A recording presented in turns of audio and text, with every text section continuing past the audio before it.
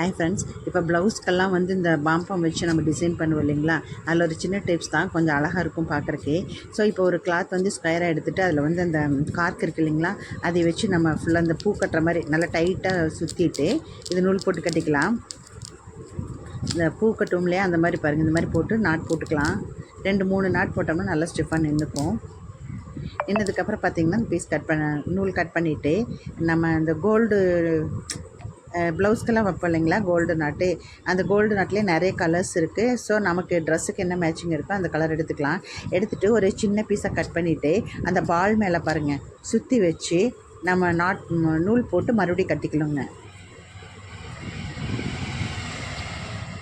பாருங்கள், நூல் போட்டு இப்படி டைட்டாக கட்டிக்கணும். ஃபுல்லாக கட் பண்ணி அதே மாதிரியே பூ கட்டுற மாதிரி முடிச்சு மாதிரி போட்டுக்கணுங்க. பாருங்கள், பார்க்குறக்கு எவ்வளோ அழகாக இருக்குதுன்னு பாருங்கள். இது கீழே இந்த பீஸரெல்லாம் கட் பண்ணிவிட்டு நம்ம ப்ளவுஸில் வந்து பேட்டர்ன்லாம் தைக்கும்போது இந்த மாதிரி டிசைன் வைக்கும்போது பார்க்குறக்கு ரொம்ப அழகாக இருக்கும். ஸோ நீங்களும் இப்படி ட்ரை பண்ணி பார்த்துட்டு எப்படி இருக்குன்ட்டு எனக்கு கமெண்ட் பண்ணுங்கள். பாருங்கள் எவ்வளோ அழகாக இருக்குதுன்னு பாருங்கள். இது ஒரு சின்ன டிப்ஸ்க்காக தான் போட்டிருக்கேன். இந்த சைடில் கீழே எல்லாம் பீஸரெல்லாம் கட் பண்ணி எடுத்துக்கலாம். நிறைய இந்த மாதிரி பண்ணிவிட்டு நம்ம ப்ளவுஸ் வச்சோம்னா பாருங்கள் எவ்வளோ அழகாக இருக்குதுன்னு பாருங்கள். நீங்களும் ட்ரை பண்ணுங்கள் எப்படி இருக்குதுன்னு சொல்லிட்டு.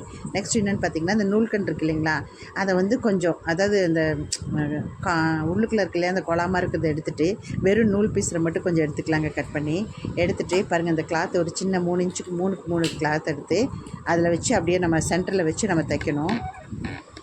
பாருங்கள், இந்த மாதிரி சென்டரில் வச்சு அப்படியே ஒரு ஸ்டிச் பண்ணலாம். ஸ்டிச் பண்ணிவிட்டு இதை வந்து 2ஆக மடிக்கணுங்க. மறுபடியும் கொஞ்சம் பிசுரெல்லாம் கட் பண்ணிடலாம். இதில் பிசுறு இருக்குது. ஸோ இதை வந்து 2ஆக வந்து மடிச்சுக்கலாம்.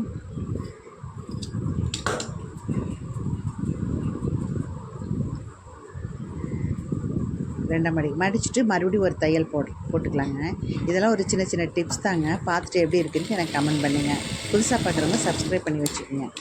அவ்வளோதான். இப்போ வந்து ஒரு தையல் போட்டாச்சு.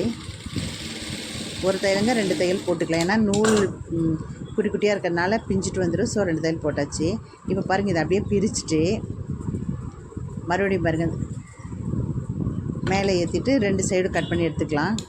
பிசுறுகளை கட் பண்ணி எடுத்துகிட்டு இப்போ வந்து தையல் போட்டுக்கலாங்க. மறுபடியும் இந்த சைடு அந்த சைடும் வந்து தையல் போட்டுக்கலாம்.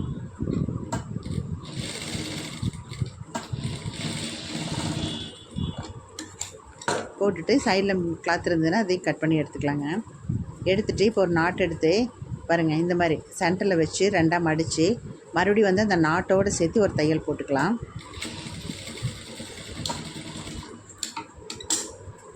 இப்போ வந்து இந்த கிளாத்தை வந்து அப்படி உள்ளே விட்டு அதை அப்படி திருப்பலாங்க. திருப்பி இந்த நாட் மட்டும் வெளியில் இழுத்தோன்னு வைங்க. பாருங்கள், அழகான ஒரு குஞ்சம் வந்து ரெடி ஆயிரும். பாருங்கள், நீங்களும் இது மாதிரி ரெடி பண்ணிவிட்டு எப்படி இருக்குதுன்னு சொல்லுங்கள். பாருங்கள் எவ்வளோ அழகாக வந்துருச்சு பாருங்கள். எல்லா கிளாத்லேயும் நம்ம ட்ரெஸ்ஸுக்கு மேட்ச் அந்த மாதிரி நம்ம கொஞ்சம் வச்சுக்கலாங்க. சூப்பராக இருக்குல்ல, எப்படி இருக்குன்னு பாருங்கள். இது ஈஸியான மெத்தடு. நம்ம வீட்டில் இருக்கிற திங்ஸை வச்சு நம்ம இந்த மாதிரி பண்ணிக்கலாங்க. பாருங்கள் எவ்வளோ சூப்பராக இருக்குன்னு பாருங்கள். நம்ம பாருங்கள், இது ஒரு கோல்டு கிளாத்தில் இந்த மாதிரி பண்ணியிருக்கேன். ஸோ உங்களுக்கு எப்படி இருக்கோ நீங்களும் பண்ணிவிட்டு எனக்கு கமெண்ட் பண்ணுங்க. நெக்ஸ்ட்டு பாருங்கள், இப்போ நம்ம பைப்பிங் வைக்கிறோம். பைப்பிங் வைக்கும்போது பார்த்திங்கன்னா, இது வந்து கடையில் விற்கிற பைப்பிங்க. அவங்கள ஏற்கனவே ஆல்ரெடி தைச்சி வச்சுருப்பாங்க. ஸோ நம்ம அதை வாங்கி எப்படி ஸ்டிச் பண்ணுறதுன்னு பாருங்கள். இப்போ நம்ம ஸ்லீவுக்கு ஸ்டிச் பண்ணுறோன்னு வைங்க. இந்த கிளாத் பாருங்கள், ஒரு 1/2 இன்ச்சுக்கு மேலே வச்சுட்டு இது 2ஆக வந்து ஃபோல்டு பண்ணலாம். துணியை ஃபோல்டு பண்ணி அந்த பைப்பிங் ஒயரத்துக்கு வச்சுக்கலாங்க. பைப்பிங் ஒயரத்துக்கு வச்சு ஃபுல்லாக அப்படியே நேராக ஸ்டிச் பண்ணிட்டு வந்தீங்கன்னா பைப்பிங் மட்டும் அழகாக கிடைக்கும். அதாவது பைப்பிங்கோட மொந்தத்துக்கு வந்து நம்ம கிளாத் மடிக்கும் போது அது ஈவனாக இருக்கிறதுனால நம்ம நார்மலாக தைக்கிற அந்த இது இருக்குது இல்லைங்களா, நாக்குன்னு சொல்லுவாங்க, அதுலேயே வந்து நம்ம நார்மலாகவே தைச்சிக்கலாம். இதுக்கு வந்து இந்த ஒத்த குதிரை அந்த இதெல்லாம் வந்து நம்ம போட வேண்டியதில்லை. ஸோ இந்த மாதிரி நார்மல் இதுலேயே வச்சு நம்ம அப்படியே ஸ்டிச் பண்ணலாம். பாருங்கள் எவ்வளோ நீட்டாக வருதுன்னு பாருங்கள். நீங்கள் இந்த டிப்ஸ் பிடிச்சதுன்னா மறக்காமல் லைக் பண்ணிக்கோங்க. எப்படி இருக்குன்னு சொல்லுங்கள். இந்த டிப்ஸ் பிடிச்சதுன்னா இந்த மாதிரி நம்ம லேஸ் வச்சு தைச்சோம்னா அழகாக இருக்கும் பார்க்குறக்கு. பாருங்கள் எவ்வளோ நீட்டாக வந்திருக்குன்னு பாருங்கள். சூப்பராக இருக்குது பாருங்கள். நம்ம ஸ்லீவுக்கெல்லாம் இந்த மாதிரி நம்ம தைச்சோம்னா அழகாக இருக்குங்க. ரெடிமேடு பைப்பிங்லேயே நம்ம அழகாக தைக்கலாம் இந்த மாதிரி. ஓகேங்களா. நெக்ஸ்ட் பாருங்கள், இப்போ ஒரு ஸ்லீவ் வந்து நமக்கு தைக்கும்போது ரொம்ப கஷ்டமாக இருக்குதுன்னு வைங்க. சும்மா நம்ம ஸ்லீவ் தைக்கும்போது அந்த வளைவு வந்து நமக்கு மாறி போயிடும். ஸோ ஒரே இதை வந்து நம்ம எப்படி கட் பண்ணலாங்கிறத பார்க்கலாம். ஒரு சார்ட் பேப்பர் எடுத்துக்கலாம். எடுத்துகிட்டு ஒரு ஹைட் வந்து ஒரு 3 இன்ச்சில் மார்க் பண்ணிக்கோங்க. நார்மல் வந்து 3 இன்ச் இல்லாமல் யாரும் போட மாட்டாங்க. ஸோ 3 இன்ச் மார்க் பண்ணிக்கோங்க. அதிலேருந்து ஒவ்வொரு இன்ச்சாக எக்ஸ்ட்ரா வச்சு ஒரு 9 இன்ச் வரைக்கும் மார்க் பண்ணி வச்சுக்கோங்க. இந்த ஒரு பேப்பர் இருந்தாலே போதுங்க, நீங்கள் எல்லாத்தோட ஸ்லீவும் வந்து நீங்கள் கட் பண்ணிக்கலாம். அதுக்காக தான் இது ஒரு சின்ன டிப்ஸு. ஒவ்வொரு டைமும் நம்ம தைக்கும்போது கஷ்டமாக இருக்கும் ஸ்லீவ் கட் பண்ணும்போது. ஸோ இது ஒரு சின்ன டிப்ஸ்க்காக இந்த மாதிரி நீங்கள் பண்ணி வச்சுக்கோங்க. பாருங்கள், இந்த மாதிரி வந்து 3 இன்ச்சிலேருந்து ஒரு 9 இன்ச் வரைக்கும் நம்ம லைன் பண்ணி வச்சுக்கலாம்.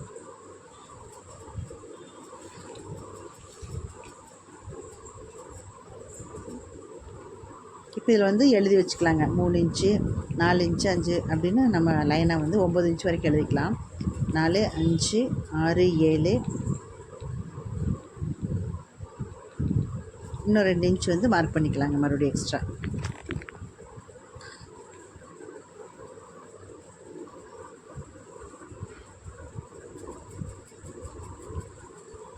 இது 9 இன்ச்சுக்கு மார்க் பண்ணியிருக்கேன், வளைவு போட்டிருக்கேன். இப்போ இந்த கேப்பில் பார்த்திங்கன்னா இன்னும் 2 கோடு போட்டோம்னா 9 இன்ச் வரைக்கும் உயரம் வந்துருங்க.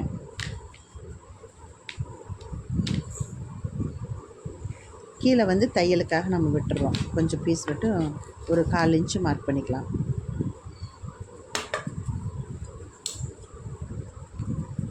இப்போ ஃபஸ்ட்டு கட் பண்ணி எடுத்துடுறேன். 9 இன்ச்சிலேருந்து கட் பண்ணி எடுத்துக்கிறேன். கீழே வந்து 9 இன்ச்சில் வந்து 3 இன்ச்சு போச்சுன்னா 6 இன்ச்சு தான் கீழே ஹைட்டு உயரம். அதான் 6 இன்ச்சு மார்க் பண்ணியாச்சு. சரி, இன்னும் நான் கரெக்டாக வெட்டல. 6 இன்ச்சுக்கு மார்க் பண்ணணும். ஃபஸ்ட்டு இது மார்க் பண்ணிவிட்டு அப்புறம் நான் உங்களுக்கு சொல்கிறேன். பாருங்கள், இங்கே ஒரு இன்ச்சுங்கும் போது 7, 8ஆவது, அடுத்து வந்து 9. இப்போ 9 இன்ச்சு வைக்கும்போது பாருங்கள், 6 இன்ச்சுக்கு வந்து நான் கட் பண்ணி வச்சிட்டேன் கீழே. சரிங்களா. அதுக்கு மேலே எக்ஸ்ட்ரா வர்றது தான் நமக்கு வந்து தையல் வாசிக்கு விடணும். இப்போ வந்து 9 இன்ச்சு இறக்கம்னு வைங்க. இந்த மாதிரி நீங்கள் ரெடி பண்ணி வச்சிட்டிங்கன்னா 9 இன்ச்சு இறக்கம் வச்சு கோடு போட்டுட்டு அந்த வலை வரைஞ்சிட்டு நெக்ஸ்ட் வந்து ஒரு 1.5 இன்ச்சு வந்து தையலுக்காக வரைஞ்சிக்கலாம். இது வந்து 9 இன்ச்சு ஸ்லீவ். இது ஒரு லைன் மட்டும் போட்டு கட் பண்ணி எடுத்துக்கலாம். இது ஈஸியாக இருக்குங்க.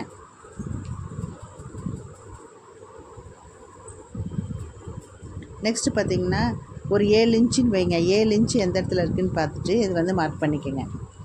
இதுலேருந்து 7 இன்ச்சு உயரம்.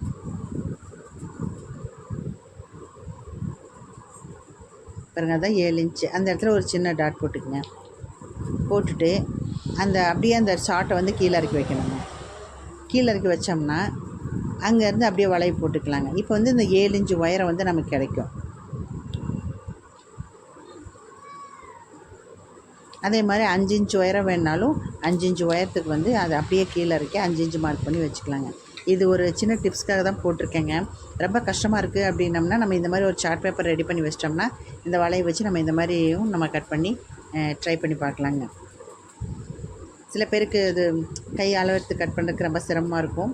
இதில் வந்து இந்த பிரத்தை எல்லாம் வருமா அப்படின்னு கேட்டால் இந்த பிரத்துலேயே எல்லாமே வராதுங்க. ஆம்கோல் மட்டும் வச்சு தைச்சிட்டு இந்த வளைவுக்காக தான் இந்த சார்ட் வந்து உங்களை ரெடி பண்ண சொல்கிறேன். வளைவு தைக்கிறதுக்காக தான் இந்த சார்ட் வந்து ரெடி பண்ண சொல்லியிருக்கேன். மற்றபடி ஆம்கோல் இதெல்லாம் எவ்வளோ ஹைட் இருக்கோ அந்தளவுக்கு வந்து மார்க் பண்ணி வச்சுக்கோங்க. இவ்வளோ தாங்க. இந்த டிப்ஸ் பிடிச்சதுன்னா நீங்கள் இதுக்கு மறக்காமல் எப்படி இருக்குதுன்னு சொல்லுங்கள். தேங்க்யூ. நெக்ஸ்ட் வீடியோவில் பார்க்கலாம்.